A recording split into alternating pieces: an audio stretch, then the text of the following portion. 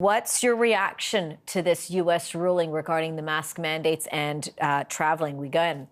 This is all the spread started with travel, we know, from the beginning of this pandemic.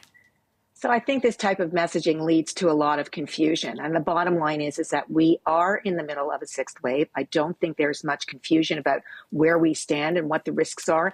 And if we learned anything over the past 2 years, it really is about vaccination and mitigation strategies, and the masking and hand washing has been critical. And while we're in the middle of this sixth wave, although they've said you can take your masks off, personally, I would not be taking my mask off. I'm recommending that all my patients continue their masking, particularly in these close contact settings, like an airplane. And we know airplanes are quite safe in terms of what the diameter of your contacts are. It's usually the person beside you or in front of you that you're most concerning about. But I do think it's prudent to continue to wear masks in these situations, regardless of the guidance being lifted in the United States. Yeah, because it can lead to, as you point out there, that mixed messaging. And of course, we know travelers here in Canada, they're in fact supposed to be wearing a mask in public for 14 days upon arrival. But a lot of people don't know that. Yeah, so firstly, the federal ruling does supersede any of the provincial mask guidance. And if you come back from out of the country, regardless, it's a 14-day masking.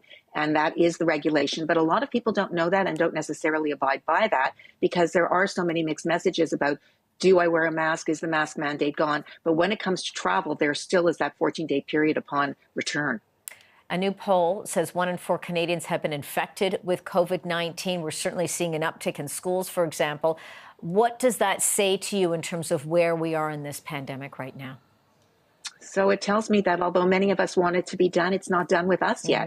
You know, that number is quite large. It does mean that there's a lot of Canadians who are getting some degree of immunity through natural infection. And it tells us about how virulent this particular variant that we're seeing is. So it really does speak to the fact that our vaccines are working, because although the numbers are up in terms of the numbers that you're quoting, hospitalizations aren't necessarily soaring the way they were in the first, second, third, and fourth wave, so to speak. So it does tell us that we're in the thick of things and best to do whatever we can really to protect ourselves. And of course, we know that when it comes to gatherings, and you've just talked about that, we've just come off a holiday weekend. A lot of gatherings happening there. It's expected cases are going to rise. But again, we're moving into another holiday weekend, or I guess a weekend of celebration for Orthodox Christians, with Orthodox Easter happening. Ramadan is still happening for the Muslim community, again, with gatherings. So again, Canadians listening right now and wanting to get the most clearest message with all of this, What would you say to them?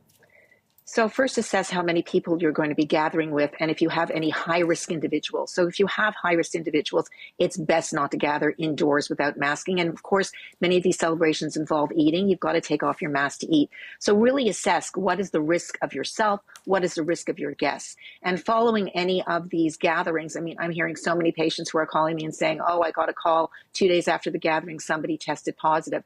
So, mask, because I think that's important, to continue to mask to protect those around you and yourself. Monitor yourself for symptoms. If you're asymptomatic, we suggest at least 2 negative tests before you feel that you're really in the clear. But I think it's really being vigilant about any symptoms that you're having. If you're after the fact, and if you're before the fact, assess who you might be putting at risk. Absolutely. It's great advice there. Dr. Marla Shapiro, CTV's medical contributor. Thank you as always for this, Dr. Marla. Good to see you.